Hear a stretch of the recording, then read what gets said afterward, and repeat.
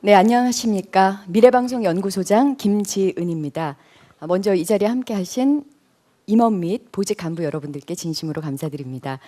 지난번 700MHz를 주제로 한 제1차 포럼이 참 뜨거웠는데요. 여러 가지 의미로 오늘은 더 뜨거운 주제가 올라와 있습니다.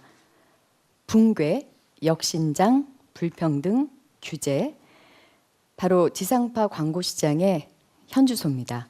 특히 대형 스포츠 이벤트가 집중됐던 2014년 올해마저도 지상파 광고 시장은 2009년 국제금융위기 때보다도 더 감소한 1조 9천억 원에 머물 것으로 추정되고 있는데 이 위기를 과연 어떻게 극복해 나가야 될 것인지 MBC 미래방송 포럼 위원님들의 집단 지성을 빌려서 그 해법을 좀 찾아보도록 하겠습니다. 특히 지상파 광고 시장을 국내 광고 시장이라는 조금 더 큰 틀에서 진단해보는 오늘 제2차 미래방송 포럼은요. 발제, 토론, 그리고 Q&A 순서로 진행됩니다. 사실 1차 포럼이 끝나고 자료를 요청하는 분들도 굉장히 많았고요. 토론 시간이 너무 짧아서 아쉽다. 또 Q&A 시간을 조금 더 할애해달라 등등의 요청사항이 참 많았는데 현장 조율은 전적으로 김정기 위원장님께 달려있음을 다시 한번 알려드립니다. 박수와 함께 포럼 시작하겠습니다.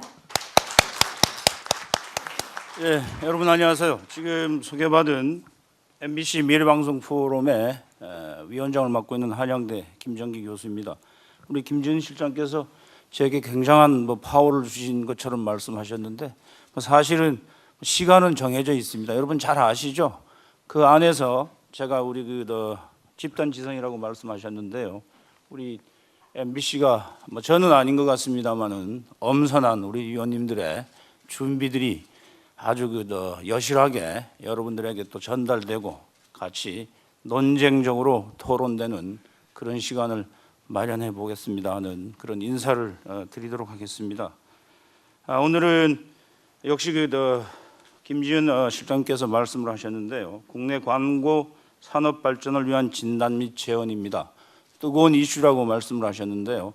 지난주 못지않게 700MHz 문제 못지않게 매우 뜨거운 건 틀림없는 것 같습니다. 그러나 이런 뜨거운 이슈를 저희가 피해갈 수 없는 것이고요.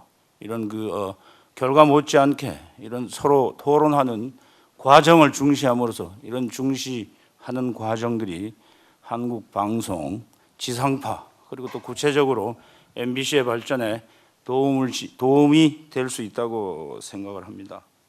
오늘 포럼은요.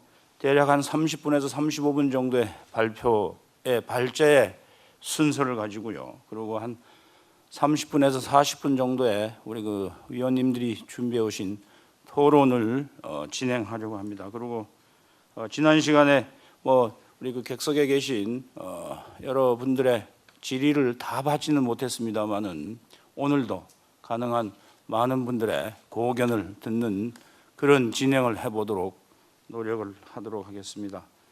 오늘 발제는요, 우리 언론학계에서 가장 활발한 연구 성과를 올리고 있고요.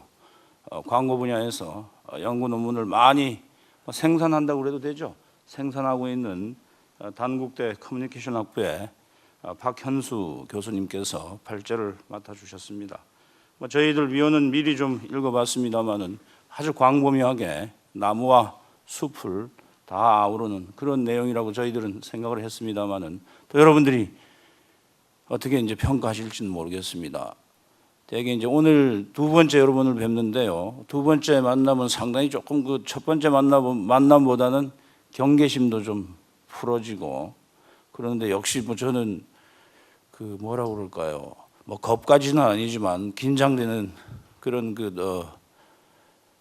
상태가 유지되고 있습니다. 아마 전문가들이라서 혹시 다 들키는 건 아닌가 이런 생각이 있어서 그런지도 모르겠습니다. 어쨌든 여러 가지 의견들을 크게 격려해 주시고 경청해 주시고 또 들으시면서 좋은 질의와 논쟁, 토론들을 마련하셔서 저희들에게 알려주시기 바랍니다. 자, 그럼 발제를 듣도록 하겠습니다. 큰 박수로 환영해 주시기 바랍니다.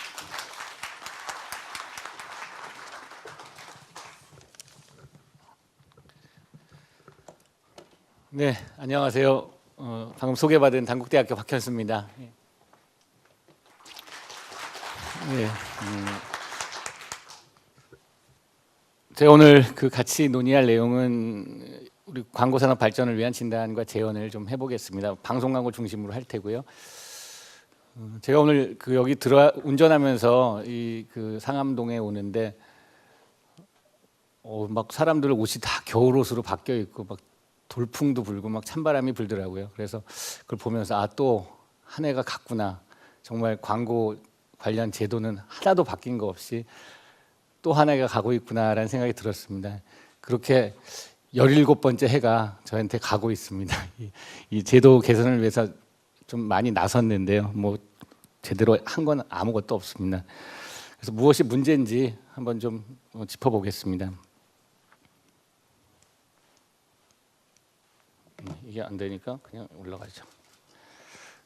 먼저 광고 산업 현황을 잠깐 보겠고요. 그리고 광고 판매와 요금 제도, 그다음 중간 광고 총량제를 중심으로 좀 다뤄보겠습니다. 그리고 이제 뭐 기타 우리 산업 발전에 필요한 부분들을 간략하게 검토해 보겠습니다. 광고 산업 현황인데요. 뭐 다들 잘 아실 것 같아서 간략히 말씀드리겠습니다. 지상파는 2002년 맨 아래 보이시는 것이 지상파입니다. 2002년 전체 광고비에서 차지하는 비율이 약 38%였습니다. 그것이 2013년 현재 지금 약 18%로 되었으니까 반토막 이상이 전체 비율에서 반 이상이 줄었다라고 볼 수 있고요. 온라인은 급성장을 거듭해서 이제 단일 매체로서는 가장 많은 광고비가 지출되는 20%입니다. 신문도 많이 줄었죠. 다시 보면 지상파가 줄어들고 온라인이 급격하게 상승하고 있는 것을 볼 수 있습니다. 온라인 광고 시장이 이렇게 성장하는 이유는 뭐 지상파 신문 광고의 효과와 효율성이 저하되기 때문이기도 하겠고요. 매체 환경 관련 기술의 변화가 있습니다. 지금 이제 텔레비전을 본방을 시청하는 비율은 계속 줄어들고 있습니다. 제가 2년 전 나는 가수다인가요? 그 프로그램을 가지고 했을 때 30%가 본방으로 보지 않는 그런 수치를 보였는데요.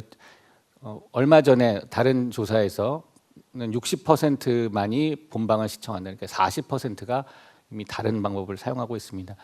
제가 알기로는 뭐 SMR이라든가 지금 MBC도 조인한 걸로 알고 있고요. SBS, 뭐 CJ 종편 4개 채널들이 이제 네이버 다음 뭐 유튜브 등과 해서 거기서 이렇게 뭐 컨텐츠를 볼 수 있는 그런 방법들도 하고 있고, 앞으로 이 본방을 시청하지 않는 비율은 굉장히 줄어들 것입니다.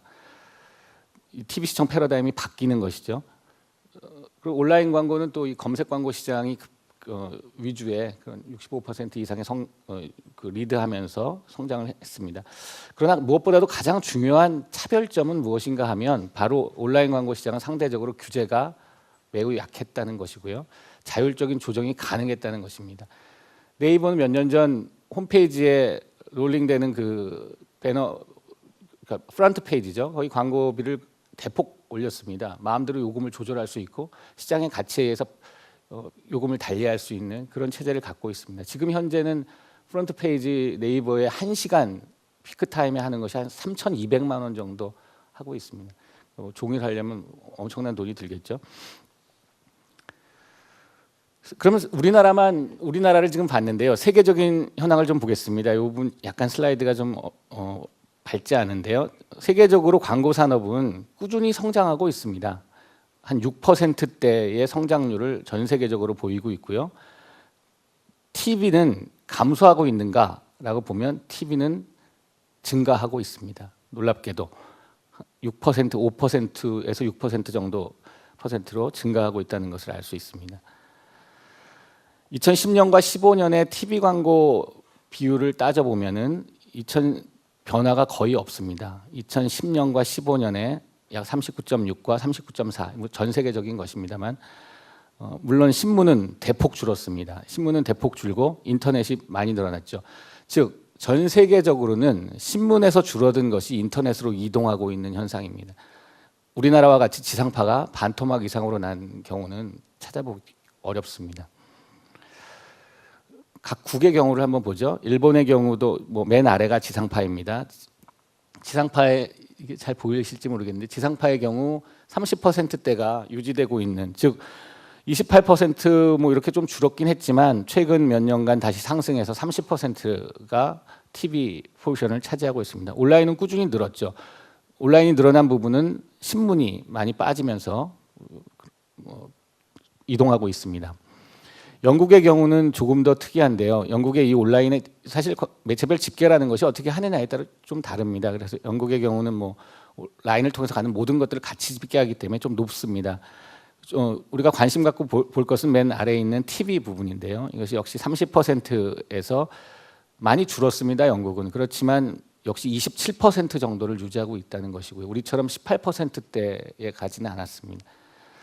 미국의 경우는 뭐 지상파가 오히려 2005년 대비 13년 포지션이 네트워크 TV죠. 늘어난 걸 볼 수 있고요. 온라인이 땅이 워낙 넓기 때문에 우리처럼 뭐 빠른 브로드밴드가 깔려 있지 않아서 조금 발전 속도는 더딥니다. 이렇게 지금 다른 나라 해외를 봤듯이 세계적으로 지상파 TV 광고비 점유율은 30% 정도에서 그런 대에서 머물고 유지하고 있습니다. 우리는 왜 이토록 많은 지상파의 감소를 가져왔는가 하면 다른 요인들도 있겠지만 아까 제가 말씀드린 뭐 테크놀로지의 변화, 이 TV 시청 패러다임의 변화 이런 것도 있지만 저의 관점에서 본다면 가장 큰 원인은 과도한 규제에 있습니다. 지상파를 포함하는 방송 광고에 세계에서 유례를 찾아볼 수 없는 규제가 존재했기 때문에 또 존재하고 있기 때문에 방송 광고가 지금 제대로 발전을 하지 못하고 있다는 것이고요. 자율적 조정을 하지 못하고 있습니다. 뭐 요금, 판매 방법, 뭐 모든 것을 다 규제하고 있기 때문에 그런 현상이 거기에 기인한다고, 크게 기인한다고 판단됩니다. 그러면 오늘 이제 얘기할 내용이 그럼 어떻게 하면 방송 광고가 발전할 수 있을까라는 내용이 주인데요. 우리 광고계뿐만 아니라 전 세계적으로 맡고 있는 것이 바로 이 매체 환경의 빠른 변화입니다. 우리가 이제까지 없었던 뭐 IPTV, 뭐 아까 제가 SMR 말씀드렸는데 그게 스마트 미디어 뭐 랩이겠죠.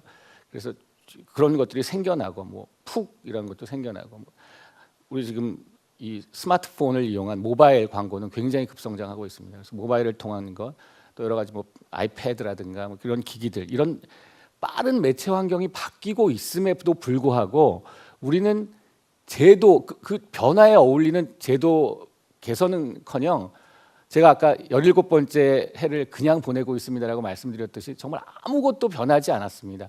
오로지 헌법재판소에 의해서 SBS의 랩이 하나 생겼을 뿐 방송 광고를 관련된 그 어떤 것도 바뀐 것이 없습니다. 뭐 15광고가 법적으로 뭐 이제 제대로 법으로 할 수 있게 됐다는 거, 아니면 뭐 횟수의 제한이 조금 풀렸다는 이런 정말 지극히 마이너한 것들을 제외하고는 정말 바뀐 것이 없다는 것입니다. 그럼 뭐가 바뀌어야 되느냐 하면 이 로드맵을, 제가 이 로드맵을 12년 전에 만든 겁니다. 12년 전에 만들었는데 바뀐 것은 아무것도 없습니다. 광고 판매 경쟁 체제 도입과 요금 제도 개선이 필요합니다. 판매 경쟁이 도입됐다고 하죠, 지금. 그러나 엄밀한 의미에서 경쟁은 아닙니다. 이미 70% 이상의 물량을 코바코가 처리하고 있고 30% 이하의 물량을 SBS가 하고 있는 상황은 진정한 경쟁 체제가 아니고요. 요금 제도는 더욱 문제가 많습니다. 이제 그것들을 하나하나 볼 텐데요. 우리가 지금 총량제도 중간 광고를 뭐 아주 핫 이슈로 얘기합니다만 사실은 더 시급한 것이 이 판매의 경쟁과 가치와 수급을 반영하는 요금 제도가 마련되어야 총량제도나 중간 광고도 제 기능을 할 수 있습니다. 다음 우리가 뭐 대행사의 보상제도나 이런 것들도 세계적으로 낙후되어 있고요. 이런 것들이 다 개선되어야 광고 산업의 파이가 늘어날 수 있습니다. 하나씩 보겠습니다. 먼저 판매와 요금 제도인데요. 판매 제도와 방법을 먼저 보겠습니다. 우리는 2012년 헌법재판소에 의해서 미디어 크리에이트가 설립되기 전까지 30년 이상을 코바코 독점을 했습니다. 세계에서 유례를 찾을 수 없는 기형적인 형태였고요. 아직도 경쟁 체제가 갖춰졌다고 볼 수도 없습니다. 아까 제가 말씀드렸고요. 누누이 뭐 십몇 년 동안 제가 떠든 게 바로 이 랩은 방송사의 선택이라는 것입니다. 레프리젠터티브라는 것이 바로 대변하는 것인데요. 미디어를 대변해서 광고를 파는 것입니다. 우리가 갖고 있는 이 미디어 랩에 대한 잘못된 방식이 미디어 랩을 통하면 뭐 공익성이 담보되고 공공성이 유지되고 뭐 이런 말도 안 되는 얘기들이 정말 난무한데요. 그런 것들이 다 사실은 굉장히 근거 없는 얘기들입니다. 랩은 광고를 파는 것이고요. 공익성이나 공공성은 다른 관련 법제도를 통해서 담보해야 되는 것입니다. 우리가 14.1랩이 하는 것이 전 세계적인 추세이고요. 조금 이따가 해외는 보겠습니다. 14.1랩을 했을 때야만이 방송 광고가 진정한 경쟁 모드가 되고 가치와 수급이 반영되고 요금 제도가 바뀌는, 그래서 시청률 가치 베이스로 판매될 가능성이 높은 그런 변화입니다. 그리고 지상파 TV가 과학화될 수 있는, 집행을 과학화할 수 있는 산업 전반에 지상파 TV는 굉장히 중요합니다. 국내 광고 산업을 리드하는 매체이고요. 지상파가 왜곡돼 있고 잘못돼 있다면 다른 매체도 어울리는 발전을 할 수가 없습니다. 작년이었습니다. 제가 이제 민영 미디어 랩이 등장하고 1년을 평가해 보자라는 것을 한번 해봤고요. 그래서 광고계 전반에 설문조사를 했습니다. 그때 경쟁 제도가 제대로 확립되었습니까라는 여러 가지 물음에 그렇지 않다는 답이 많았습니다. 그럼 다른 나라들은 어떻게 판매하고 있는가를 보겠습니다. 이건 뭐 많이 보셨으니까 국민형 체제를 유지하는 유럽의 경우도 공영은 광고가 없거나 혹은 직접 팔거나 자회사 형태입니다. 민영은 자회사 형태의 미디어 랩이 전담하는 것이 거의 대부분입니다.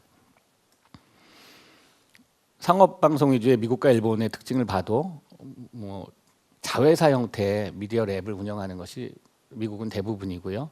그리고 미국의 경우는 땅이 넓기 때문에 이제 하나의 랩만 있는 것이 아니고 복수의 랩을 운영합니다. 일본의 경우는 조금 특이한데요. 일본은 광고 대행사들이 그걸 대신하는 것 같아 보입니다만 실상은 방송사가 직접 하는 것과 같은 의미입니다. 여기서 이제 공민형에 대한 문제가 사실은 MBC에는 좀 대두되는데요.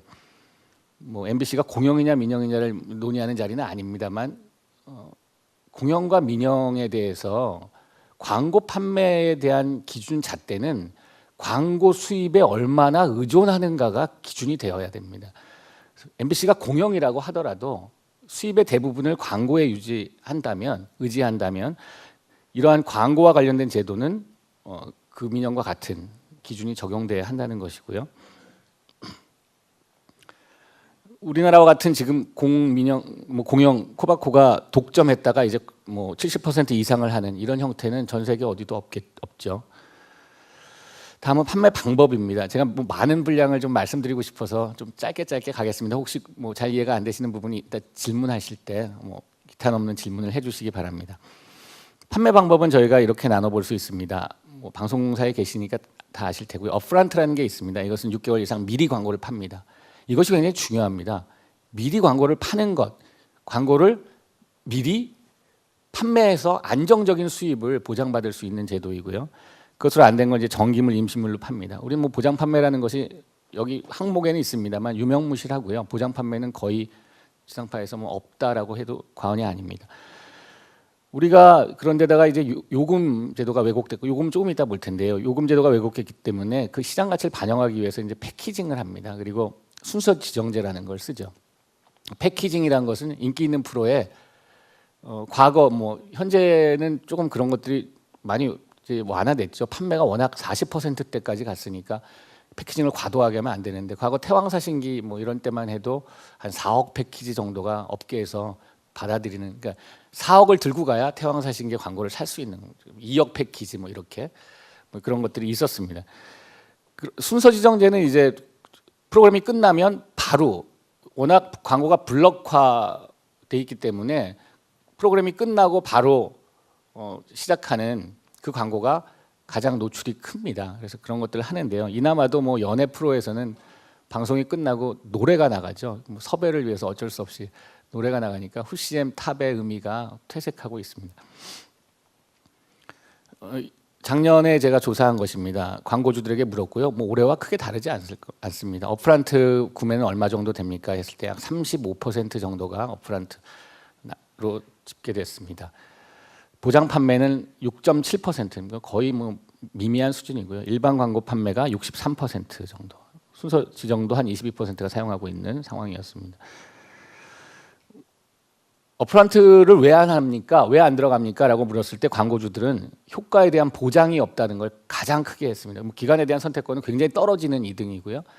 효과에 대한 보장을 늘리면 광고를 더 구매하시겠습니까? 라는 질문에 83%의 광고주가 당연히 늘리겠다라고 응답했습니다. 효과에 대한 보장이라는 건 무엇이냐면 우리가 예를 들어서 뭐 왔다 장보리의 광고를 하는데 왔다 장보리가 15%, 20%의 시청률을 갖는다고 가정한다면 15%에서 지나치게 시청률이 떨어지면 다른 방송에서 더 틀어주거나 뭐 다른 방식의 보상을 주는 것입니다. 이것이 전 세계가 다 쓰는 방식입니다. 이미 70년대에 그 보장 판매가 뭐 각 나라마다 다 자리를 잡았고요. 우리나라는 지금 아직 2014년까지도 보장 판매가 없습니다. 요즘 하다못해 3만 원짜리, 5만 원짜리 조그만 가전제품 하나를 사도 1년 뭐 어느 정도 보증을 줍니다. 이상이 생기면 바꿔주겠다든가 고쳐주겠다든가. 방송 광고는 2조 가까운 구매가 이루어지는데요. 보장 판매라는 건 없습니다. 사서 시청률이 오르면 좋고 시청률이 안 올라면 네 팔자입니다. 사는 사람 입장에서는 굉장히 기분 나쁜 것이죠. 다음은 요금제도입니다. 이 요금제도도 그와 못지않게 황당한 제도를 우리가 갖고 있습니다. 우리는 시급제라는 것을 씁니다. A 타임, B 타임, C 타임, SA 타임. SA 타임의 시간을 정해져 있고요. 그 시간 안에 광고가 들어가면 대개는 유사한 가격을 갖습니다. 별로 큰 차이는 없습니다. SA 타임에 똑같이 존재하는 두 프로가 하나는 10%, 하나는 2%의 시청률을 가져도 요금은 비슷합니다. 물론 요즘은 이제 보너스도 주고 뭐도 주고 코바코나 이런 데서 하지만 일단은 뭐 가격은 그렇습니다. 이것이 어느 정도 원시적이냐 하면 뭐 자동차로 얘기한다면 뭐 모닝하고 뭐 요즘 새로 나오는 그랜저나 뭐 이런 걸 같은 가격에 파는 거나 마찬가지입니다. 이것이 광고 시장이기 때문에 40년 가까운 시간 동안 이것이 유지되는 것이지 다른 산업에서 이런 일이 생겼다면 아마 뭐 몇 주, 몇 달을 넘기지 못했을 겁니다. 이것이 지금 40년 가까운 시간 동안 이런 무책임한 판매가 이루어지고 있다는 것은 정말 너무나도 애통한 일입니다. 광고주들을 조사해 보면 수급과 가치가 반영되는 요금 제도를 원한다는 것이 가장 컸습니다. 제가 오늘 발제하면서 원고를 드렸더니 많은 분들이 MBC 시청률 높은데 왜 안 팔리는지 좀 설명해 주세요. 여기에 답이 있습니다. 시청률이 높으면 높은 가격을 받을 수 없고 시청률이 낮아도 낮은 가격을 받지 않는 이런 모순된 요금 제도에서 뭐 시청률이 가치가 오르고 내리고가 큰 의미가 없는 것이죠. 그런데도 왜 시청률을 경쟁합니까? 그래도 많이 보여주고 덜 보여주는 것은 우리들이 아니까 살 때 반영을 하게 됩니다. 우리는 외국과 같은 보장 판매를 해야 된다는 것이 앞서 제가 보여드린 광고주 조사였고요. 반복합니다만 보장 판매를 한다면 투자를 늘리겠다는 응답은 무려 83%의 광고주에서 나왔습니다. 미국의 경우 뭐 말할 것도 없죠. 네트워크 판매의 75% 이상은 업프런트로 팔립니다. 전체 수입의 75%가 이미 안정적으로 팔려서 나머지는 뭐 우리 전체 수입의 75%가 팔린다는 것은 뭐 이미 방송사 운영에 큰 차질이 없는 정도 수준이 되는 것이고요. 홍콩 같은 경우는 뭐 블락 안에 있는 경쟁사를 밀어내 버릴 수 있습니다. 돈을 많이 베팅하면 같은 블락 안에 경쟁사 카테고리가 들어오면 하나의 카테고리 안에 하나밖에 광고를 못 하거든요. 그래서 그걸 밀어낼 수도 있고요. 영국도 스테이션 에버리지 프라이스를 주지만 할인 할증의 여러 가지 그 보장 조건이나 이런 것들에 따라서 요금이 달라지는. 그래서 판매 방법은 업프런트에 의한 보장 판매가 세계적인 추세입니다. 시장의 가치와 수급에 의해서 결정하고 할인 할증에 의한 옵션으로 요금이 바뀌는 것이죠. 그러니까 미디어랩은 광고주 대행사 구매사와 네고시에이션을 합니다. 이 네고시에이션 과정에 기준 가격을 주지만 거기에 영향을 주는 것들은 오른쪽에 보이시는 것처럼 광고가 긴가 짧은가, 광고의 위치가 어디에 있는가, 많이 사는가 적게 사는가, 또 취소 보장 옵션. 그러니까 보장이라는 게 100% 보장해 주는 건 아니거든요.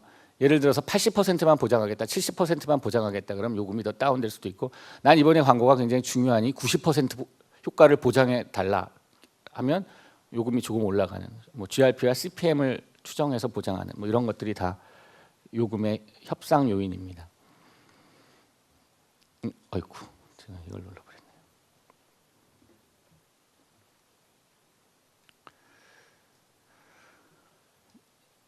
다시 요약으로 좀 한 번 더 제가 빨리 지나갔기 때문에 말씀드리면, 업프런트에 의한 보장 판매가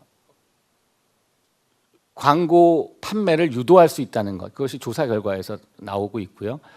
하나 좀 재미있는 결과는 이것이었습니다. 전반적으로 경쟁 체제가 잘 이루어지지는 않고 있지만 공민영 랩 간에 뚜렷한 차이도 없지만 그래도 SBS 미디어 크리에이트가 코바코보다 경쟁력이 있다라는 것은 통계적으로 유의한 정도로 응답 결과가 나왔습니다. 특히 어디서 서비스 마인드라는 점에서 큰 차이를 보였습니다. 그리고 조금은 더 다양한 판매 세부적인 방법을 가지고 있다라는 것이었고요. 그다음 조사 결과에서 나온 또 하나는 강제적 연계 판매에 대한 개선 필요가 있었습니다. 이것은 조금 이따가 다시 말씀드리겠고요. 그리고 MBC 또한 독자적 미디어 랩을 갖는 것이 필요하다라는 의견이 많았습니다. 요금 제도는 제가 아까 말씀드린 대로 가치와 수급에 의한 그런 요금을 가져야 한다는 것이었고요. 이제 판매 제도, 판매 방법, 요금 제도가 상당히 지금 시장의 가치나 이 수요 공급을 반영하지 못하는 모드라는 걸 말씀드렸습니다. 이것이 제대로 자리를 잡아야 이제 총량 제도나 우리가 앞으로 도입이 뭐 분명하진 않습니다만 도입을 희망하고 있는 중간 광고 이런 것들이 제 기능을 발휘할 수 있습니다. 총량 제도에 대해서 다 설명하자면 시간이 너무 많고요. 이 광고, 저희 광고는 16.7%입니다. 전체 광고량이. 그것이 뭐 여러 가지 아까 뭐 프로그램 광고, 스팟 광고, 자막 15호 광고 뭐 이런 것들 나눠져 있지만 그걸 다 해서 그냥 총량을 규제하는 것입니다. 그것을 시간당으로 규제할 수도 있고 주간으로도 할 수 있고 일일 총량제로 할 수 있습니다. 세계적으로는 일일이나 뭐 주간 뭐 이런 것들을 많이 씁니다. 시간도 같이 그 포함해서 부분 쓰고 있고요. 또 하나 우리만 갖는 특이한, 세계적으로 우리만 갖는 특이한 점은 이 중간 광고라는 용어를 갖는다는 것입니다. 세계적으로 이 중간 광고라는 용어는 없습니다. 뭐 영어로 뭐 미드텀, 뭐 애드버타이징 뭐 이런 말도 없고요. 뭐 어느 나라에도 이런 용어는 없습니다.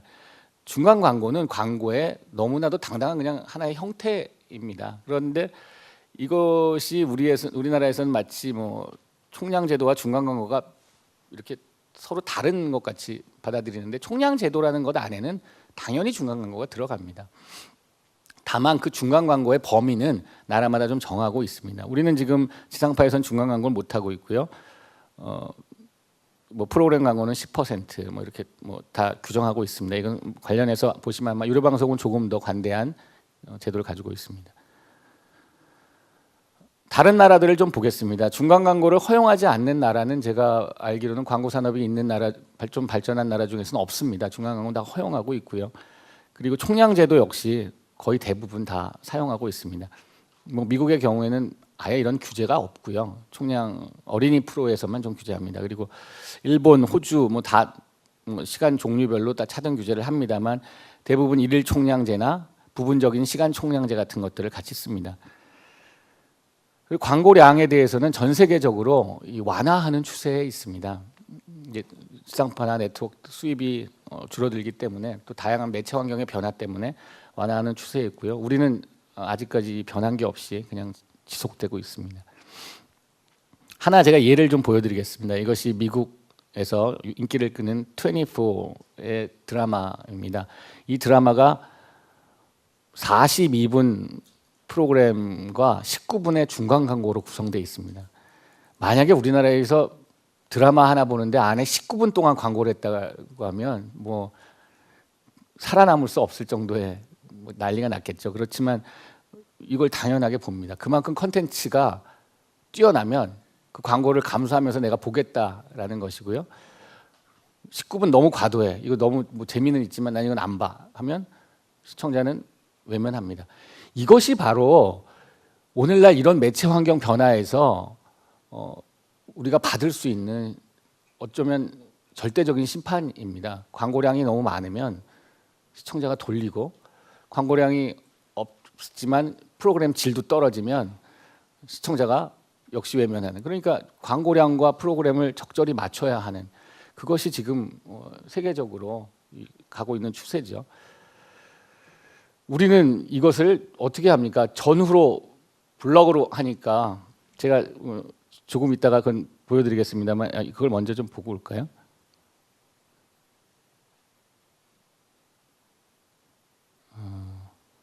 네, 지금 우리는 프로그램 60분 프로그램이다 그러면 전후로 6분이 들어갑니다. 그러니까 70분 프로그램이다 그러면 7분이 들어가겠죠, 전후로.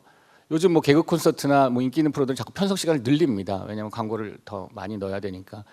그러면 만약에 60분 프로다 그러면 6분의 광고면 3분 전후로 3분이 붙겠죠. 거기에 스팟 광고가 뭐 붙습니다. 그리고 또 다음 프로에 전 광고가 붙습니다.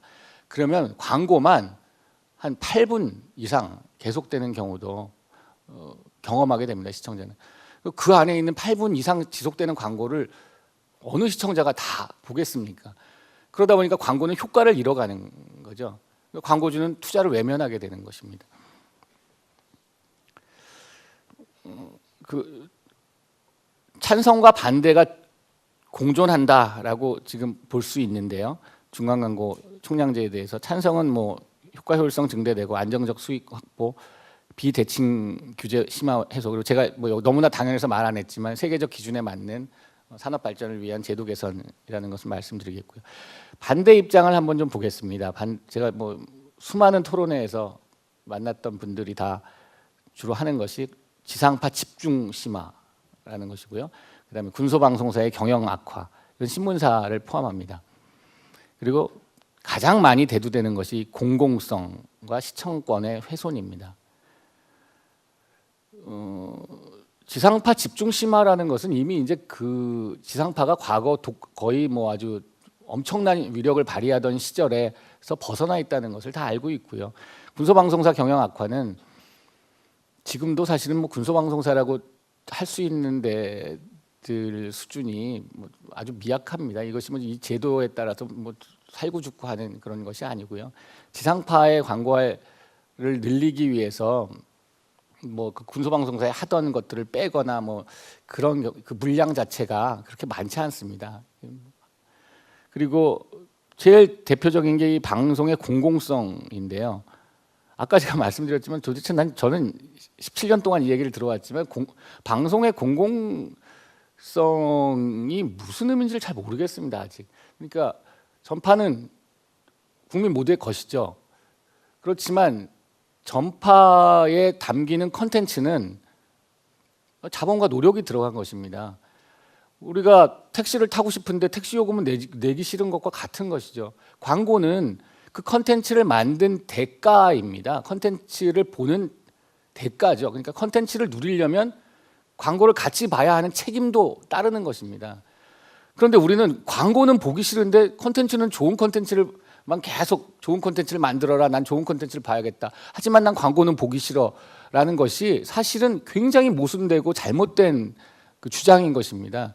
이것이 마치 뭐 공공성을 훼손하고 광고가 시청권을 훼손한, 얼마 전에도 방송학회 토론회 가서 모 교수님이 광고는 시청권을 훼손합니다 막 그걸 소리 지르시길래 제가 광고는 시청권을 만듭니다라고 말씀드렸습니다. 광고가 없다면 무슨 시청권이 어디 있습니까? 컨텐츠를 만들 수가 없는데. 그래서 이 시청권의 훼손이라는 것 자체가 광고를 봐야 하는 의무를 생각한다면 사실은 시청자가 용인할 수 있는 정도 수준에서의 컨텐츠를 볼 수 있는 거라면 이 시청권을 훼손하는 것이 아니죠. 그것을 제가 이제 조금 다시 그 조사한 결과까지 보여드리겠습니다. 중간광고 총량제에 대해서도 작년에 설문조사를 해봤습니다. 전문가들은 뭐 당연히 중간광고 도입을 찬성하고 있고요. 44% 정도, 그리고 반대가 한 32%, 단계적 도입이 24%니까 사실은 찬성이 한 70% 가깝다라고 볼 수 있습니다. 총량제도가 방송 광고 시장 활성화에 필요한가? 54%, 그렇다, 그렇지 않다 16%고요. 중간 광고, 지상파 중간 광고는 활성화에 필요한가? 57%, 그렇다, 그렇지 않다 25%입니다. 총량제가 시행될 경우 중간 광고를 허용해야 하는가? 당연히 51%. 여기에는 뭐 지상파만 한 것이 아니고요. 오히려 지상파는 참여한 분이 적습니다. 왜냐하면 각 지역 뭐 이렇게 유료 방송 채널 뭐 전부 다 공공연히 다 한 표씩 가졌기 때문에 그렇지만 결과는 이렇게 나왔습니다. 재미있는 결과는 제가 이 중간 광고 제가 균형발전위원회에서 지금 활동하고 있는데요. 이 중간 광고 총량제에서 아주 강력한 목소리를 많이 냈습니다. 그러다 보니까 이제 균형발전에 있는 모든 위원들이 다 동의했고 처음엔 반대하는 분들도 있었지만 이런 논리를 다 전개하니까 찬성해서 만장일치로 사실은 그 중간 광고 총량제 도입 의견을 방통위에 올렸습니다. 그런데 그걸 그 분심위에서 그걸 빨리 다뤄야 되는데 눈치를 많이 보시더라고요. 그래서 시청자들 의견이 없다. 박현수 교수 논리 또는 다른 사람들 논리에는 시청자의 그 의견이 없다. 그래서 그럼 시청자를 조사해 보겠습니다 하고 시청자를 조사했습니다. 제가 한 건 아니고요. 한국 리서치에 의뢰해서 1000명의 시청자를 조사했습니다. 이 중간 광고와 총량제에 대한 것을 좀 설명했습니다. 시청자들이 모르니까 그전에는 그냥 조사를 한 경우도 많았는데 그래서 설명을 하고 이런 것들이 도입되지 않으면 지금 이제 시청자의 부담이 늘어날 수도 있다라는 가정을 했을 때 찬성은 35%, 반대가 27%였습니다. 그 다음은 중간 광고의 추가 수입이 프로그램의 질을 높이는 데 활용한다면 의견은 어떻습니까? 그랬을 때 찬성이 34.5, 반대가 31, 뭐 근소한 차이였죠. 왜 그렇게 물어봤냐고 하는 질문도 제가 받았습니다. 그냥 중간 광고 찬성 반대 이렇게 딱 집어야지 왜 무슨 미사 요구가 많습니까? 그런데 그렇다면 버스 요금 올리겠습니다. 찬성 반대. 뭐 공공요금 올리겠습니다. 전기요금 올리겠습니다. 찬성 반대 하면 누가 그렇게 많이 찬성하겠습니까? 그러니까 그거에 대한 납득할 수 있는 설명이 필요한 것이었고요. 그리고 재미있는 의견이 이거였습니다. 시청자들이 참 놀랍게도 이 중간 광고를 잘 이해하고 있구나라는 걸 안 것이 총량제도가 시행될 경우 중간 광고를 허용해야 하는가라는 질문에 장르별로 허용해야 한다는 의견이 62% 정도였습니다. 이 장르는 드라마, 오락, 예능 프로그램이었고요. 어린이 프로나 뉴스에서는 하지 않았으면 좋겠다는 의견이 대부분이었습니다. 뭐 정리한 것입니다. 이건 그래서 여러 가지 다른 것들도 물어봤는데요. 지상파와 유료 방송에 대해서는 좀 차등 규제가 필요하다. 이건 뭐 제 의견이기도 합니다. 그래서 유료 방송에서는 사실 규제를 다 없애버려도 수많은 채널에서 이 그 시청자의 리모트 컨트롤이 평가를 합니다. 그리고 단계적으로 지상파는 따라가는 그런 형태를 할 수 있을 것입니다.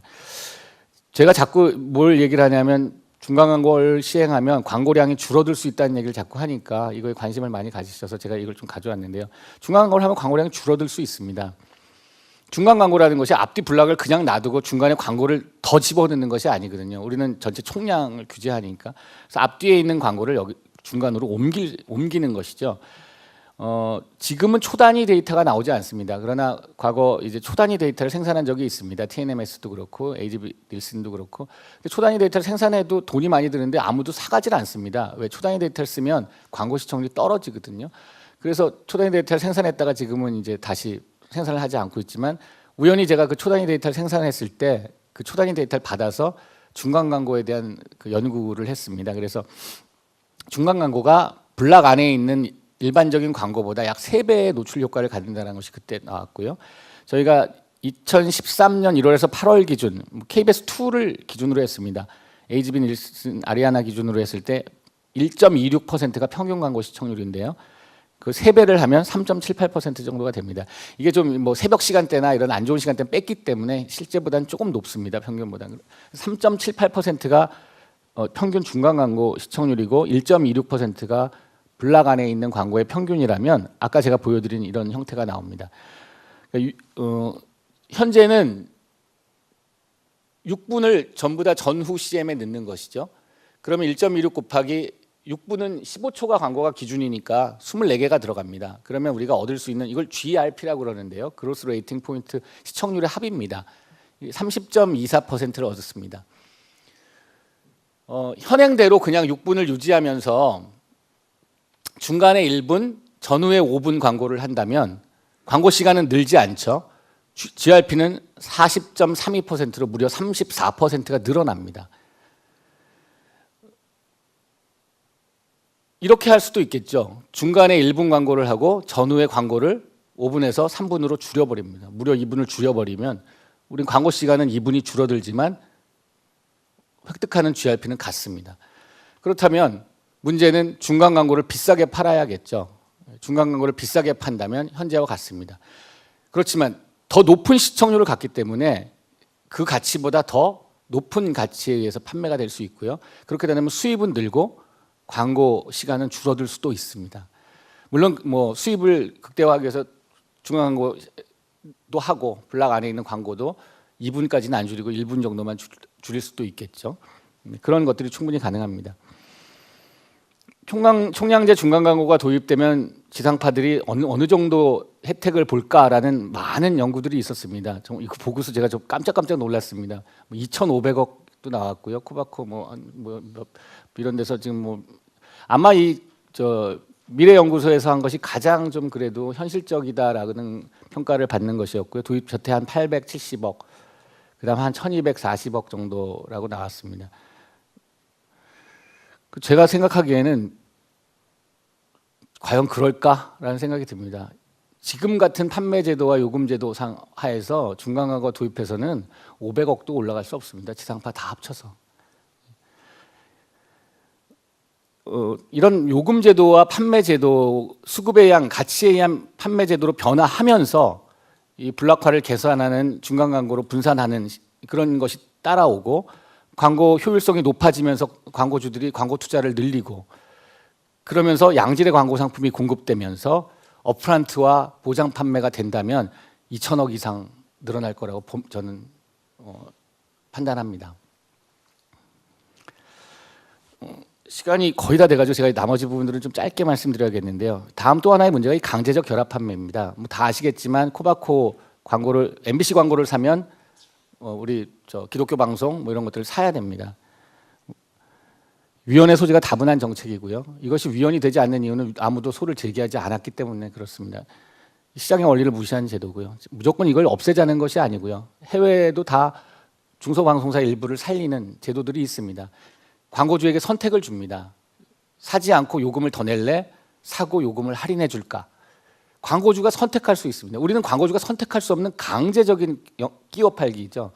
그래서 이런 것들이 좀 문제가 되는 것이고요. 이런 것들이 바뀌어야 한다는 보고서도 여러 번 냈습니다. 그다음 이 광고회사 보상제도 잠깐 말씀드리면 우리나라의 광고회사는 정말 기형적인 형태 산업의 아주 기형적인 기형화에 많은 부분을 기여하고 있습니다. 제가 아주 쉽게 말씀드리면 제가 광고주입니다. 광고주가 MBC에 광고하기 위해서 광고대행사를 고용합니다. 광고대행사를 고용해서 제가 연간 100억의 광고를 했다고 가정하겠습니다. 그래도 내 주머니에서 나가는 돈은 100억입니다.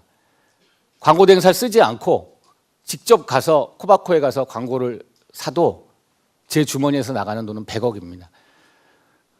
광고회사는 무료로 쓰는 겁니다. 무료로. 그러다 보니까 인하우스가 많아질 수밖에 없습니다. 삼성이 1,000억 광고를 한다고 생각해 보십시오. 그럼 1,000억에 11%면 110억입니다. 내가 인하우스를 두지 않든 내 주머니에서 나가는 돈은 1,000억인데 인하우스를 두면 110억은 내 주머니로 들어옵니다. 그러면 그걸로 회사 만들고 여기서 많은 광고를 수주받아서 경험을 쌓았으니까 다른 데 가서 경쟁해서 또 따오고 좋은 광고회사가 될 수 있죠. 이런 체제라면 누구나 인하우스를 만들지 않는 게 바보죠. 광고회사는 일할수록 손해입니다. 받는 돈이 일정합니다. 아주 열심히 해서 조사도 하고 크리에이티브한 걸 만들기 위해서 더 많은 인력을 보강하고 해서 만드나 그냥 대충 광고주 이름만 지우고 만드나 받는 돈은 매체비의 비율입니다. 이게 마치 부동산 복비 같은 거죠. 큰 집을 팔면 많이 받고 작은 집을 팔면 적게 받는. 심지어 복비도 큰 집을 팔았을 때 작은 집을 팔았을 때가 차등이 있습니다. 우리 광고계는 그런 게 없죠. 예. 이러다 보니까 광고계가 일을 하지 않는 풍토, 고매체로만 가야 됩니다. 똑같은 노력을 해서 만든 광고가 100억 나가면 11억을 받고 그것이 어디 케이블에 걸려서 10억 나가면 1억을 받는 겁니다.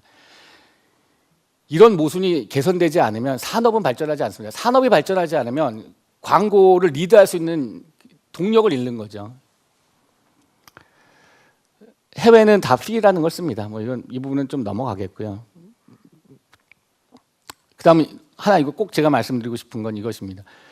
우리는 도대체 현재 지금 이 시점에서 정부의 어느 부처가 광고 산업을 담당하고 있는지를 모릅니다. 과거에는 뭐 문화공부부 광고과가 있었고, 뭐 방송영사과가 있었고, 방통위, 뭐 지금은 미래창조과학부, 방송통신위원회, 문화체육관광부, 안전행정부, 심지어는 기획재정부까지 도대체 누가 광고 산업의 주무부처인지를 모릅니다. 주무부처라고 하는데도 제가 뭐 오랜 경험으로 해보면 방송 광고 담당하는 분이 옵니다. 그러면 총량제가 뭐죠? 부터 시작합니다. 열심히 설명합니다. 뭐 여러 군데 가봤습니다. 국회도 가고 청와대도 가서 제가 정책 자문도 하고 뭐 다 가서 해봤습니다. 방통위도 하고 다 했는데 열심히 총량제가 이렇습니다. 우리나라 광고 보상제도가 이렇습니다. 우리나라 판매제도가 이렇습니다. 하면 전부 공감합니다. 이 세상에 이런 모순된 게 있습니까? 하고 다 공감합니다. 그리고 좀 있으면 딴 데로 갑니다. 그럼 또 새로운 사람이 옵니다. 또 시작합니다. 총량제가 뭡니까? 이겁니다. 별로 관심이 없습니다. 광고 산업에. 또 딴 데로 갑니다. 또 옵니다. 또 합니다. 또 가고. 뭐 입법 행정부에 이 광고 산업에 대해서 관심을 갖고 있는 부서가 정말 없습니다. 이 변화를 위해서 정말 뭐 학자들 나름대로 노력도 하고 시도도 하지만 크게 바뀐 것이 없습니다. 이런 불변의 논리는 범국민적인 인식에도 있습니다. 광고를 보는 시각이 필요하지만 악인 존재, 불필요한 존재, 귀찮은 존재라는 것이죠. 이게 10조의 건전한 산업으로 이해하는 부분이 적습니다. 그리고 정부, 뭐 입법부, 행정부 전부 다 광고를 잘 이해하지 못하고 있고요.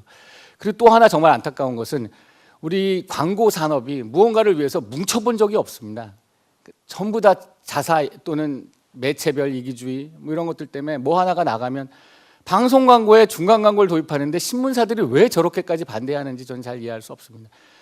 지금 광고는 신문 광고를 빼서 방송에 넣고 뭐 방송 광고를 빼서 신문에 넣는 그런 시대가 아닙니다. 이제 그런데도 방송 광고가 늘어나면 신문 광고가 줄어든다는 막연한, 오히려 다른 대한 매체들에서 가져가겠죠. 신문 광고는.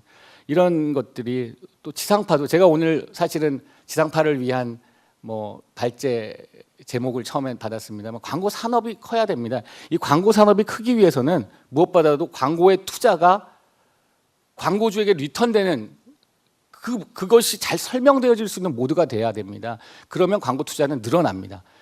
우리나라는 지금 GDP 대비 약 0.7%에서 8% 정도인데 세계적 OECD 국가 다 해봐도 한 1%에서 2% 정도입니다. 그럼 우리가 한 12조, 13조는 가야 되는 산업이고요. 지금 우리가 10조도 채 안 되고 있으니까 2조, 3조 정도에 더 발전할 수 있는 역량이, 3조가 발전한다면 그럼 그건 어디로 갑니까? 물론 우리가 뭐 내수가 약하고 수출 중심이고 뭐 여러 가지 뭐 이유가 있습니다만 광고에 투자할 필요를 점점 잃어가고 있다는 거를 절대 광고해서는 안 됩니다. 광고주도 광고 뭐하러 해? 보여지지도 않는데 그 수많은 블락 9분 안에 내 광고가 하나 들어가는데 라는 인식이 팽배해지고 또 본방을 보지 않는 모드. 이제 앞으로 광고를 보면서 VOD를 무료로 보거나 광고를 보지 않고 돈을 내고 VOD를 보거나 하는 그런 선택이 되겠죠. 아까 제가 말씀드린 SMR 같은 데서는요. 그래서 이런 광고 산업이 아직 성장할 수 있는 여력이 있다는 것, 그리고 잘못된 제도들이 고쳐진다면 충분히 발전 가능성이 있다는 것, 그리고 말씀드리고요. 뭐 드리고 싶은 말씀은 참 많았는데 시간이 좀 많이 지나서 이따 혹시 Q&A 시간에 제가 좀 말씀드리겠습니다. 제 뭐 결론은 부디 이런 오랜 수건이 되는 방송광고 관련 제도들이 좀 합리적 조정이 돼서 광고 산업이 발전할 수 있는 토대가 마련되기를 기원합니다. 고맙습니다.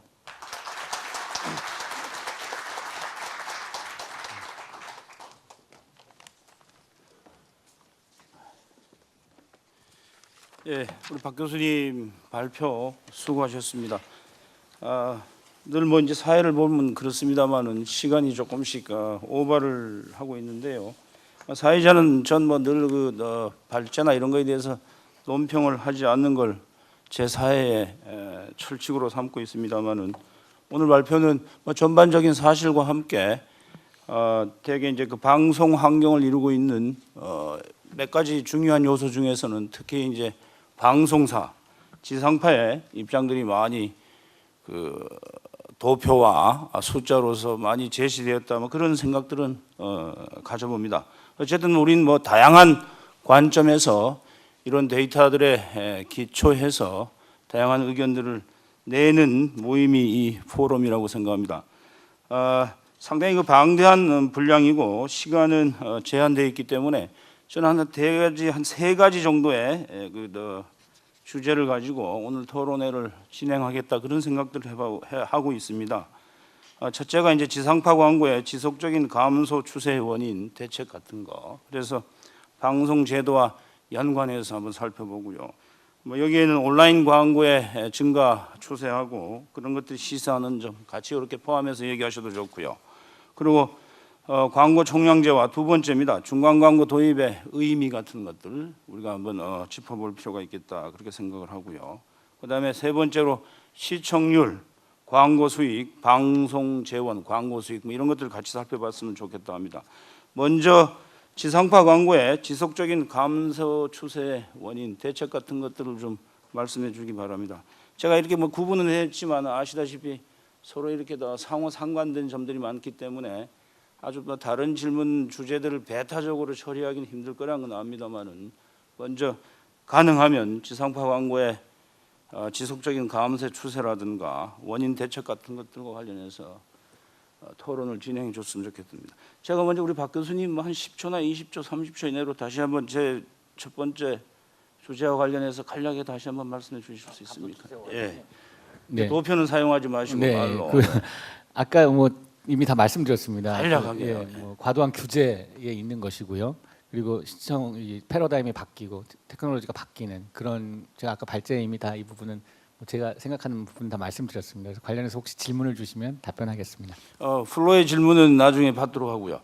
우선 발제를 했습니다만은 지금 그 요약한 우리 그 박 교수님의 그 입장 설명과 관련해서 우리 포럼 위원님들 어느 분이라도 자유롭게 말씀하시기 바랍니다. 저희가 뭐 순서를 정하고 그러지 않았기 때문에 자유롭게 진행하도록 하겠습니다. 굉장히 심각하게 들으시는 분들도 있으신 것 같은데 제가 이쪽에 앉아서 보니까 말씀하시도록 하시죠. 우리 저기 수업 시간에도 요즘엔 뭐 이렇게 지명 질문을 받고 그럽니다만 뭐 여기서도 그렇게 할 줄 제가 몰랐습니다만 원하시면 제가 그렇게 하겠습니다. 주 교수님 말씀해 주실래요?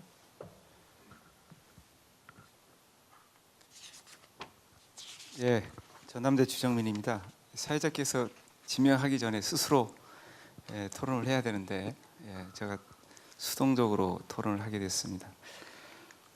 저도 이제 박 교수님 말씀하신 부분에 전적으로 동감을 합니다. 지금 이제 방송 광고 시장이 어려워지는 가장 큰 이유가 과도한 규제 그렇기 때문입니다. 이게 전적으로 동의를 하고요. 아시겠지만 지금 매체 환경이 디지털로 변하고 특히 온라인 쪽이나 스마트 미디어 쪽이 활성화되고 있음에도 불구하고 우리의 광고 제도가 10년, 20년 전에 만들었죠. 어떤 그런 아날로그식 다양한 칸막이 제도부터 시작해가지고 이런 것들 때문에 결국은 광고 시장이 확대되지 않고 있지 않나 이런 생각을 전적으로 합니다.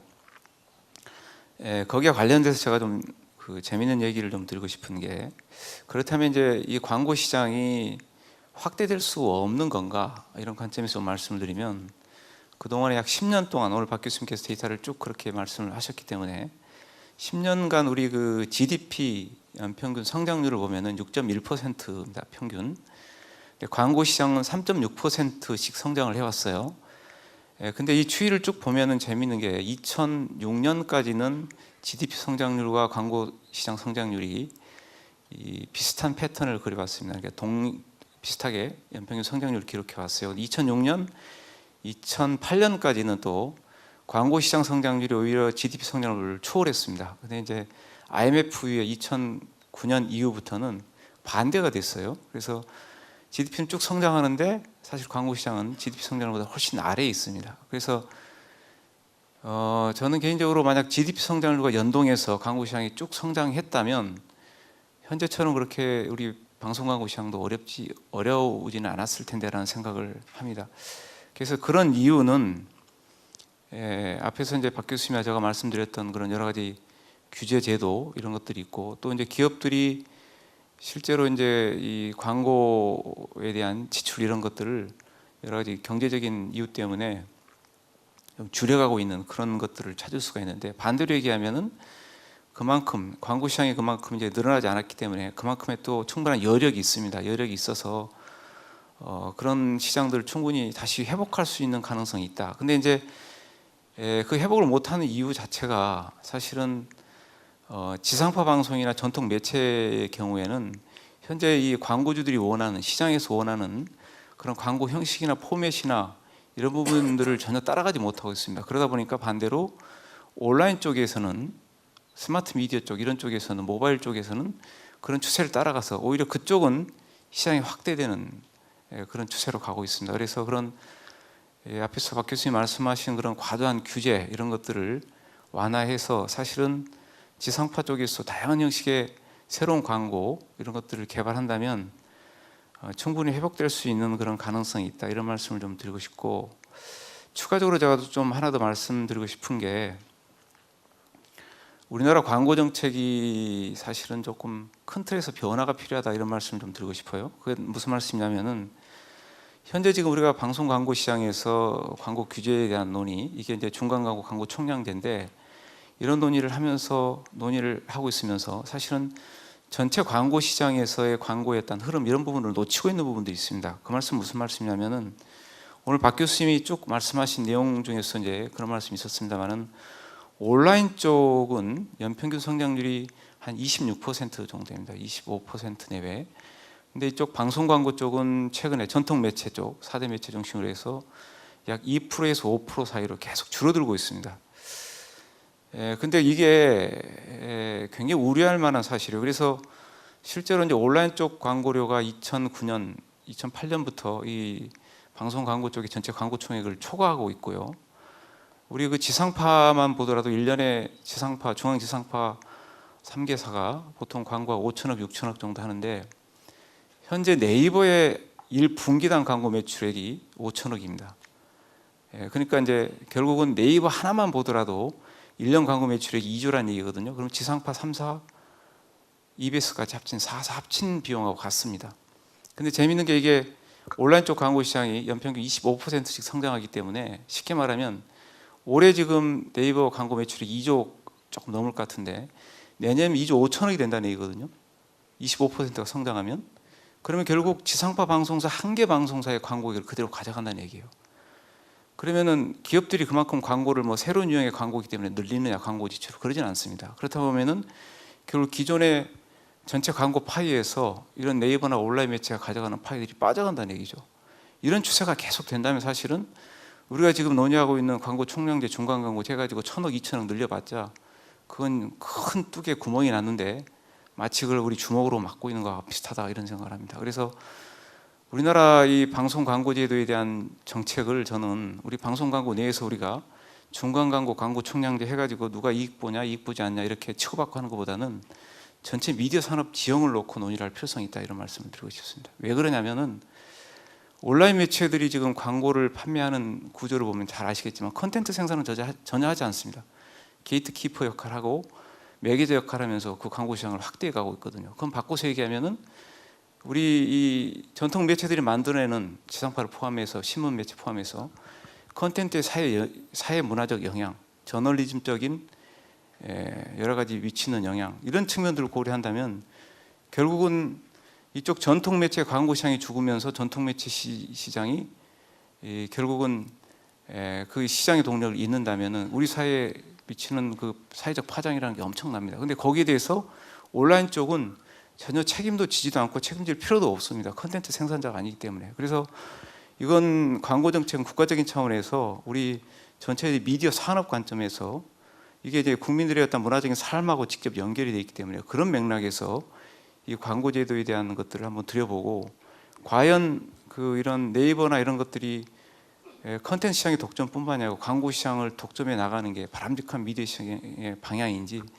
이런 부분에 대한 검토가 되지 않으면 현재처럼 우리가 얘기하고 있는 그런 뭐 광고 총량의 중간 광고전 이런 것들이 무의미해질 가능성이 크다 이런 말씀을 좀 드리면서 일단 여기까지 제가 말씀을 드리고요. 이제 광고 시장을 좀 키우기 위해서는 오늘 박 교수님이 여러 가지 말씀하셨습니다만 추가적으로 제가 보기엔 또 여러 가지 또 정책 개선들이 필요한 사항도 있습니다. 이건 제가 또 시간이 되면 추가로 좀 말씀을 드리도록 하겠습니다. 예. 예, 제가 제한된 시간에 이 주제를 한 3개로 나눠서 집중해서 하자고 말씀드렸습니다만은 지금 진행되는 것이 따로 나눠서 얘기하기도 상당히 힘들어지는 것 같아요. 그러니까 뭐 그런 것에 집중은 하시되 자유롭게 왕래하시면서 편안하게 토론 진행해 주시면 좋겠습니다.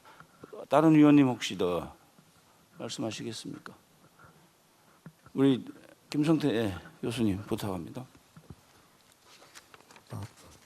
네, 안녕하세요. 저 고려대학교 김성철입니다. 지난 포럼 끝나고 저한테 저격수라고 별명을 붙여주시더라고요. 그리고 오늘도 김지현 소장께서 저격수 역할을 하라고.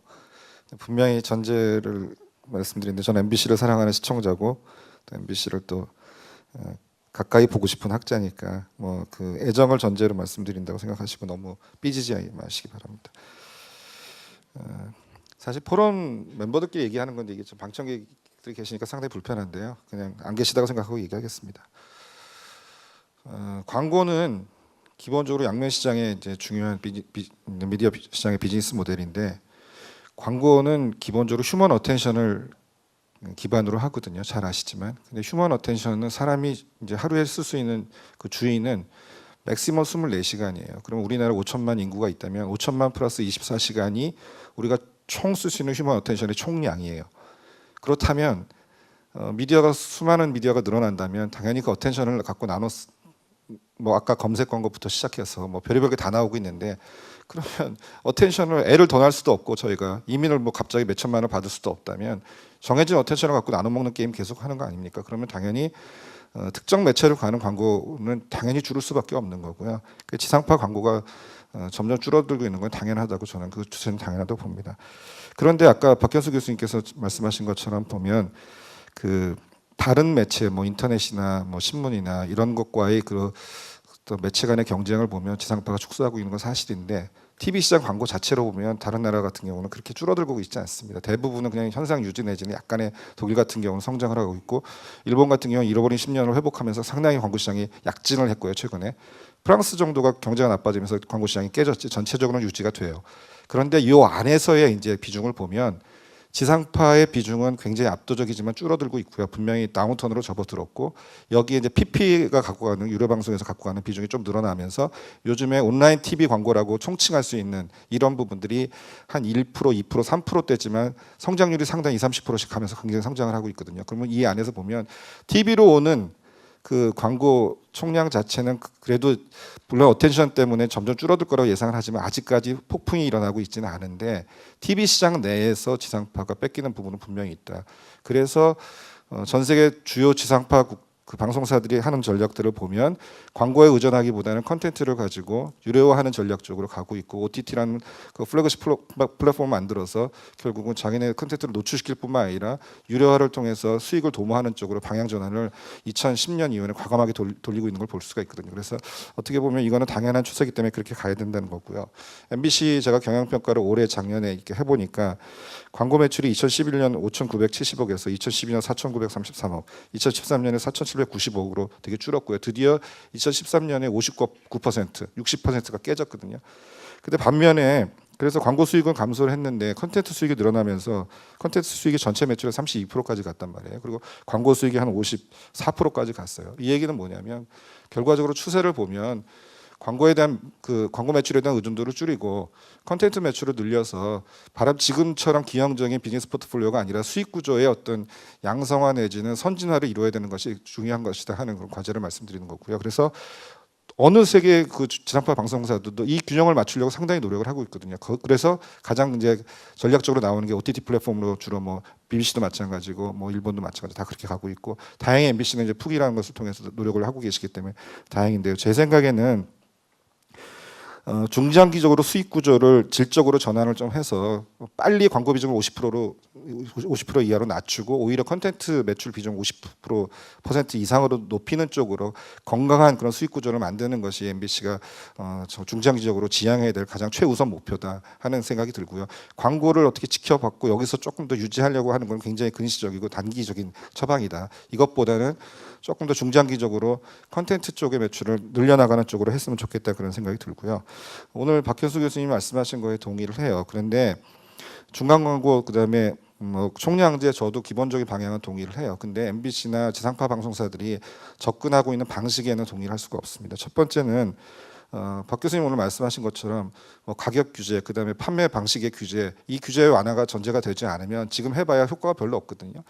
지금 1년에 깨지고 있는 게 어느 정도인데 컨텐츠도 매출 증가하는 폭이 있는데 500억 벌자고 지금 이런 전투를 하겠습니까? 그래서 제가 볼 때는 일단은 요 간단한 규제 개선을 요구하기보다는 광고 자체의 전면적인 규제 완화를 요구하는 쪽으로 판을 바꾸는 쪽으로 오히려 지상파가 요구하는 게 맞다는 그런 생각이 들어서 오히려 싸움의 그런 어젠다를 좀 과감하게 바꿨으면 좋겠다. 중간 광고 총량제 얘기하시지 말고 지금 얘기한 몇 가지 중요한 그 광고 규제 자체를 아예 철폐하는 쪽으로 여론을 몰고 가고 또 방향을 잡았으면 좋겠다. 저는 거기에는 전적으로 동의를 하고요. 두 번째는 이게 지상파만의 문제는 아닙니다. 제가 몇 번 말씀을 드린 적이 있는데 이게 1차 방정식이 절대 아니에요. 어차피 신문은 화를 낼 수도 있지만 관련이 있다고 생각하거든요. 유료 방송도 관련이 있고요. 다 관련이 있습니다. 그래서 이걸 고차 방정식으로 풀어야지. 그리고 어쨌든 미디어 생태계 내에서 지상파 방송국은 장남 역할을 해야 되는 거 아닙니까? 그래서 우리 것만 해결해 달라고 그렇게 얘기하기보다는 이 문제를 미디어 생태계 전체의 문제를 광고 문제를 풀면서 우리 것도 예쁘게 풀어달라 이런 식으로 얘기하는 게 좋을 것 같아서 이거를 지상파만의 광고만의 문제로 풀어서는 절대 해법이 안 나온다. 그래서 전체를 미디어 생태계 전체 고차 방정식을 푸는 방식으로 좀 밥그릇 싸움이 아니라서 조금 전체적으로 개혁하는 차원에서 지상파가 좀 리더십을 발휘하는 게 낫겠다는 생각이 들고요. 그리고 아까 박현수 교수님 말씀하신 것 중에서는 공영방송과 민영방송을 지금 분리 안 하고 계신데요.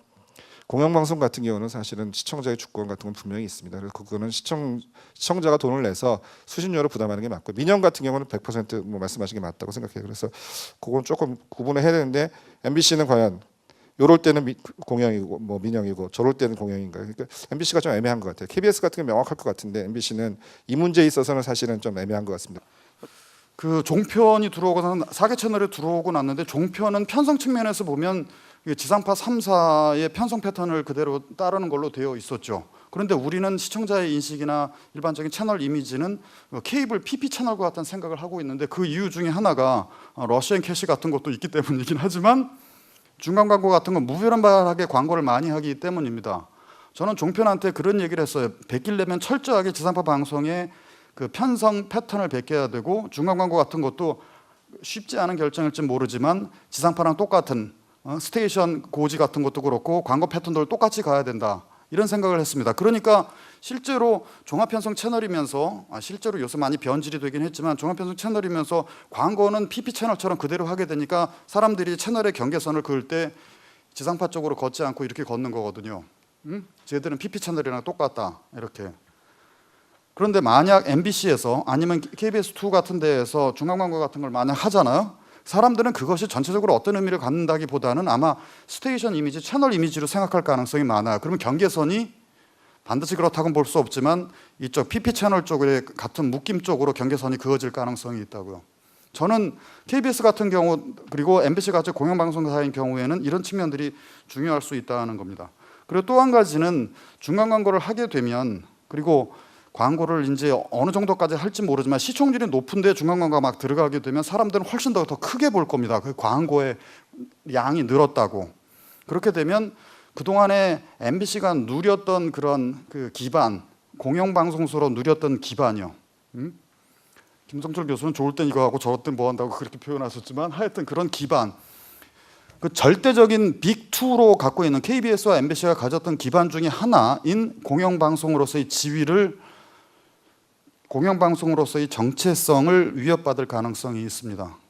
이게 그 물질적으로는 지금 가시적으로 안 보이는 것 같죠. 이것이 더 가속화된 그런 상황으로 지금 이 정체성이 위협되는 상황들이 진행될 가능성이 많이 있습니다. 지금 이런 딜레마적인 상황에서 중대한 판단을 해야 된다는 겁니다.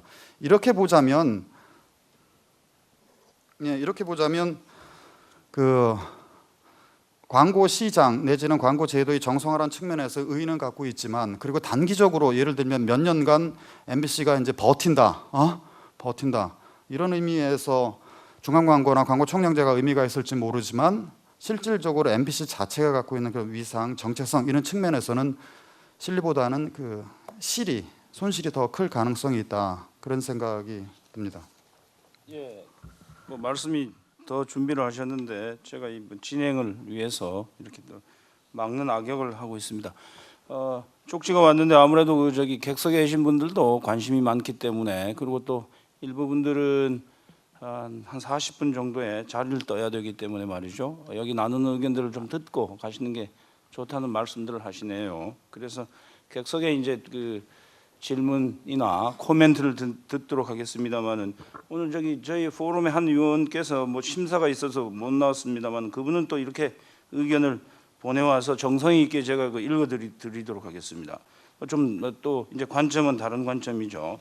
전 세계적으로 방송 광고에 대한 규제가 완화되고 있는데도 불구하고 한국은 특히 지상파 방송 광고에 대해서 고강도 규제가 적용되고 있다. 따라서 공영 랩에 대한 전방위적인 규제 완화가 이루어지거나 민영 랩 간의 경쟁이 이루어질 때 광고요금 책정 메커니즘 또는 광고 자원의 배분 효율성이 달성될 수 있다는 그런 취지의 의견을 보내왔습니다. 박현수 교수님이 말씀하신 거와 관점면에서는 동일한 측면이 많다는 생각이 들고요. 자, 그러면 객석에 계신 분들 짧게 코멘트 또는 질문하시면요, 저희들 그런 식의 토론의 시간을 할애하도록 하겠습니다. 앞으로. 예, 말씀하시죠. 저 광고를 담당하는 미디어사업본부장입니다. 그 소탐하는 건 아니고요.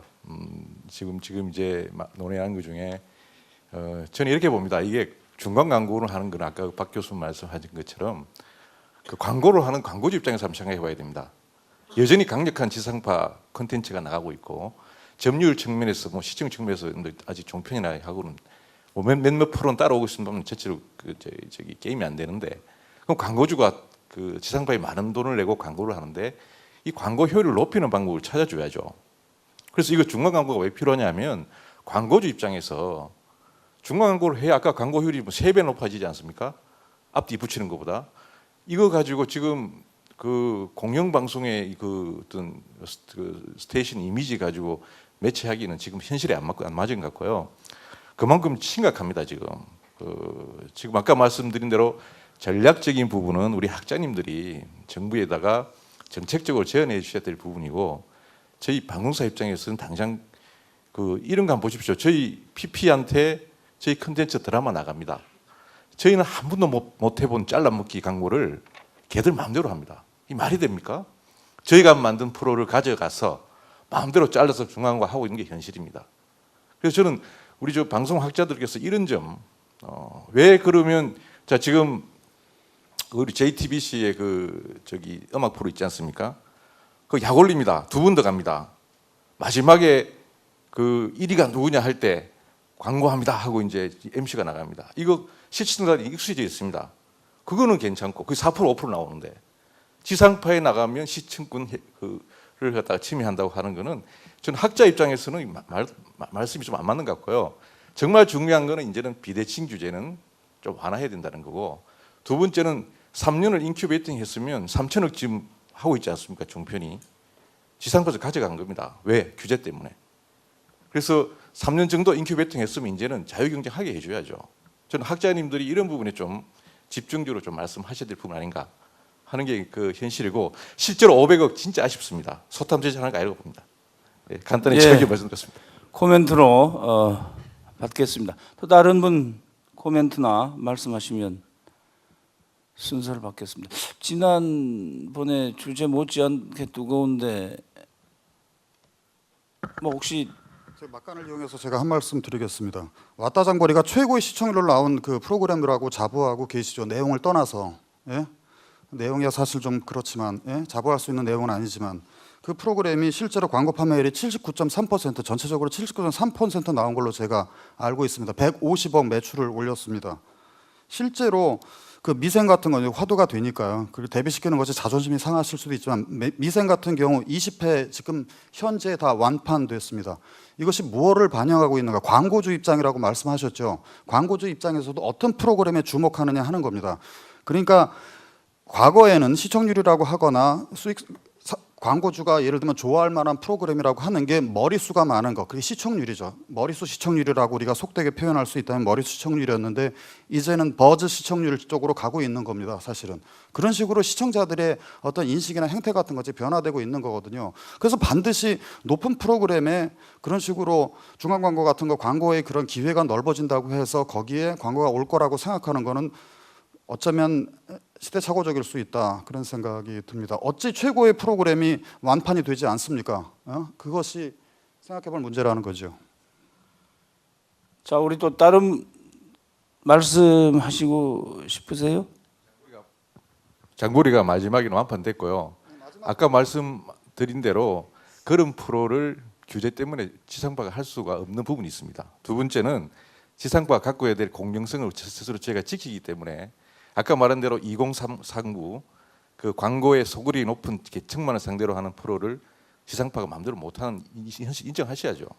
그 맹점에서 그 관점에서 지상파에 잘 나가는 프로에 중간 광고를 허용해줘야 광고주도 광고의 효율이 높아지고 그걸로 해서 물건이 많이 팔리면서 전체 산업이 발전된다는 이야기를 하고 있습니다.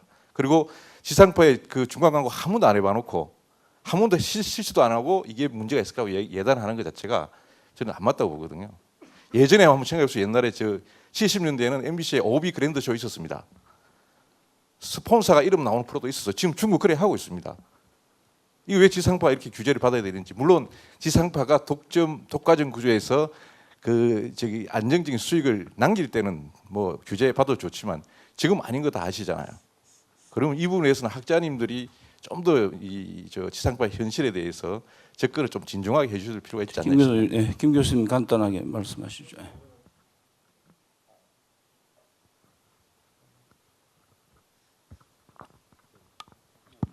현실을 모르는 학자가 그러면 또 반박은 아니고요. 본부장님의 고민에 공감을 하면서 제가 간단히 말씀드리면 비대칭 얘기하시면 위험해요.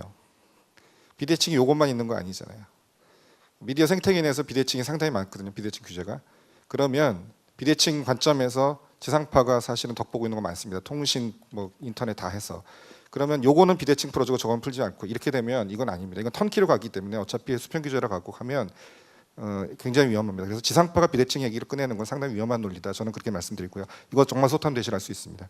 두 번째, 공짜로 주신 거 아니잖아요. 공짜 컨텐츠 갖고 가서 자기도 중간에 끼워넣으면 그러는데 어쨌든 CPS라서 돈을 받고 계시잖아요. 그래서 일단 그게 그렇게까지 억울하신 건 아니라고 생각이 들고요.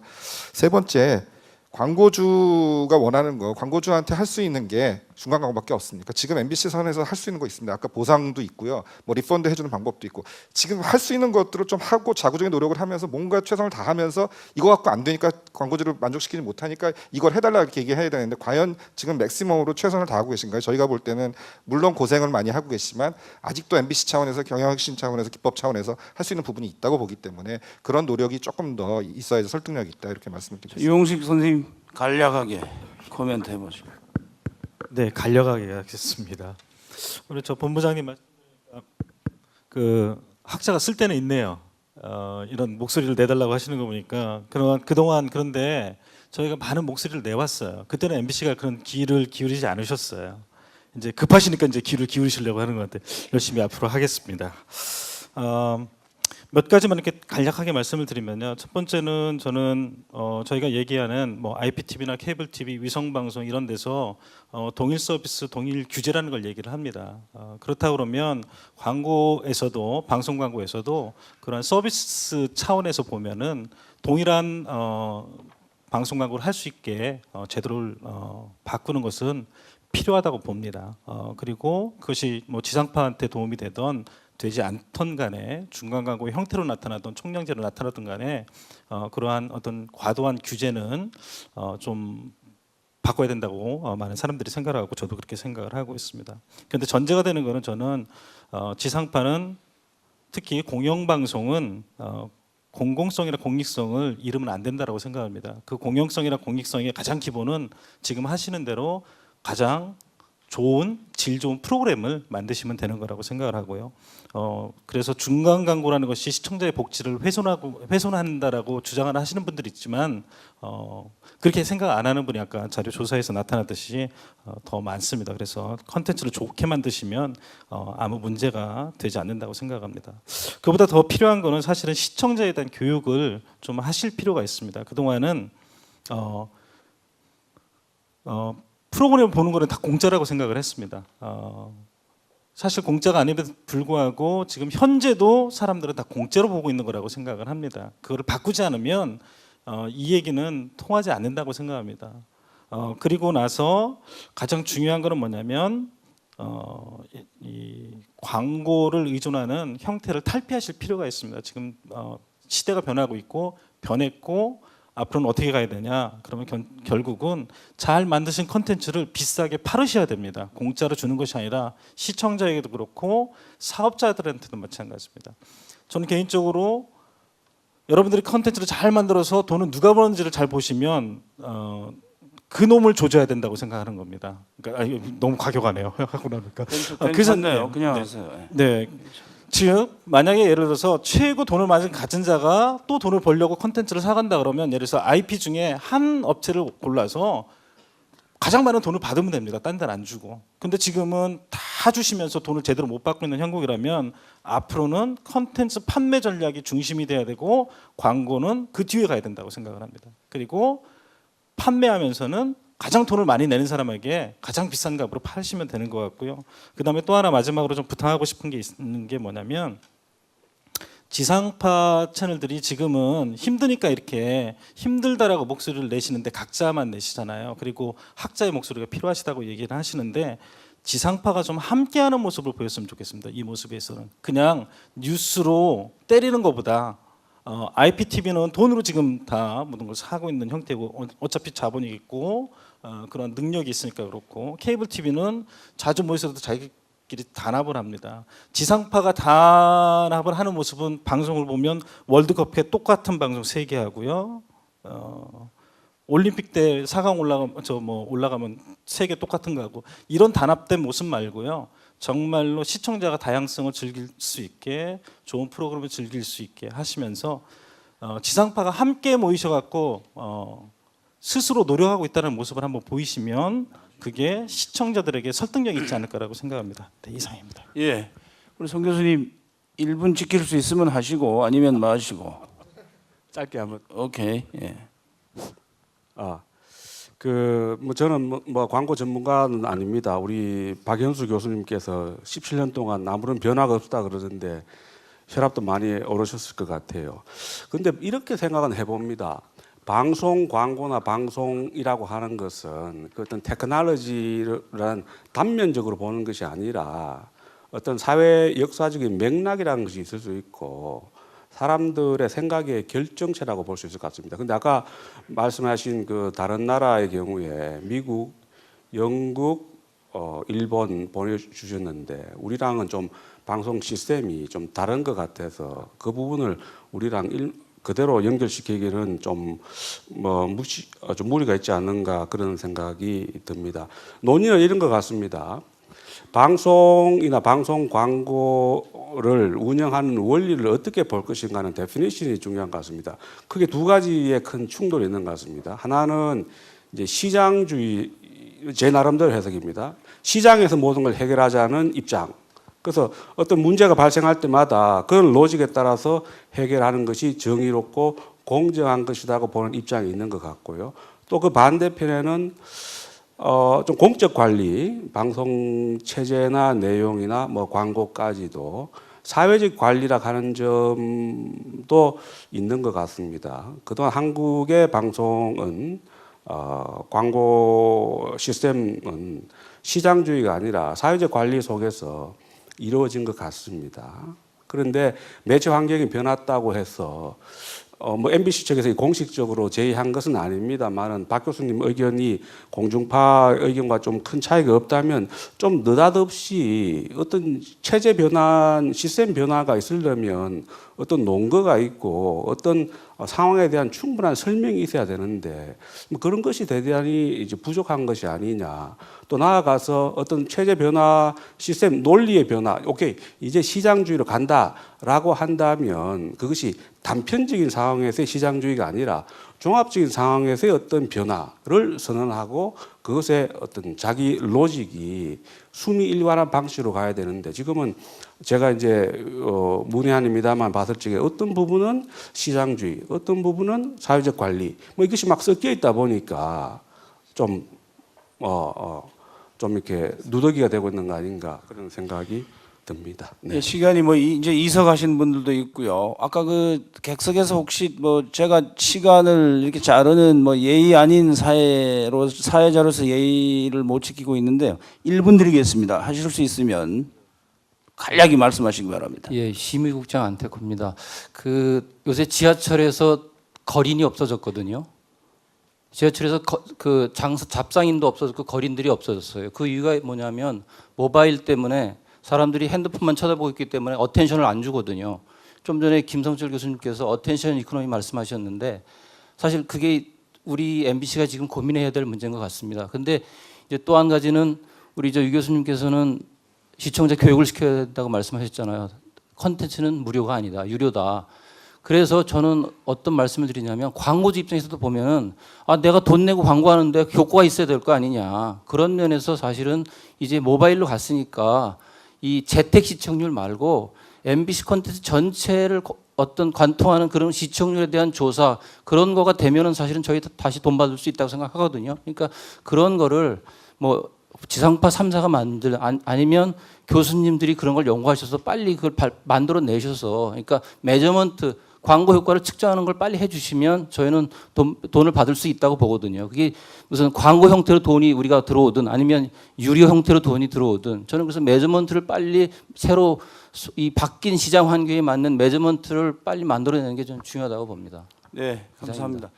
마지막으로 우리 박 교수님 얘기 간략하게. 네, 짧게 하겠습니다. 그 아까 송 교수님 제가 혈압 많이 오르겠다고 그러시는데 제가 제일 혈압 많이 오르는 게 문외한이라고 그러면서 아무 말이나 하시는 분들이에요. 아니 뭐 논거가 없다는 둥 뭐 아니 논거는 그렇게 많이 됐는데 무슨 논거가 없습니까? 근데 정말 제가 답답한 거는 우리끼리 친한 사이입니다. 예, 예. 걱정하지 마세요. 제가 정말 답답한 거는 이 험나게 얘기하는 분들이 제가 50번 이상 토론에 제가 나가서 이 똑같은 앵무새처럼 떠들고 있는데요. 공익성을 줘야 합니다. 공익성이 뭡니까? 제가 이걸 대답하는 교수님을 한 분을 못 봤습니다. 50번 넘게 토론에 나갔지만 관련이 없는 거예요. 지금 얘기하고 있는 것과. 그리고 우리 이 교수님도 부위원장님께서도 지금 버즈 시청률 자꾸 말씀하시는데 이걸 우리 광고에서는 인게이지먼트라고 합니다. 근데 뭘 봐야 뭘 부정이고 긍정이고 생길 거 아닙니까? 광고에 노출이 안 되는데요. 노출이 돼야 이게 뭐 드라마에 영향을 받고 뭐에 영향을 받고 뭐가 나옵니다. 지금 이런 물론 시청자 교육 아까 말씀하신 건 좋은데요. 지금 광고가 보여지지 않는 상황이다라는 것. 그리고 광고를 사는 사람 입장도 고려하라는 거 아까 방청객에서 이미 충분히 말씀하셨기 때문에 제가 그건 덧붙이지 않겠고요. 그리고 이제는 거의 피할 수 없는 시대를 직면하고 있습니다. 우리가 만약에 지금 중간광고 총량제 되지 않아도 아까 제가 그래서 SMR 얘기하고 자꾸 하는 게 이제 더 이상은 버틸 수 없는 그런 이제 흐름에 와 있습니다. 그래서 매체 환경이 이렇게 계속 가고 시청 패러다임이 완전히 바뀌다 보면 어쩔 수 없이 이제 뭐가 허물어질 수밖에 없는 그런 거에 와 있고요. 이미 이런 제도 개선을 논의하는 것조차도 너무 늦었습니다. 제가 아까 왜 자랑하려고 17년 30년 말씀드리는 게 아니라 사실 이렇게 해서 될 수가 없구나라는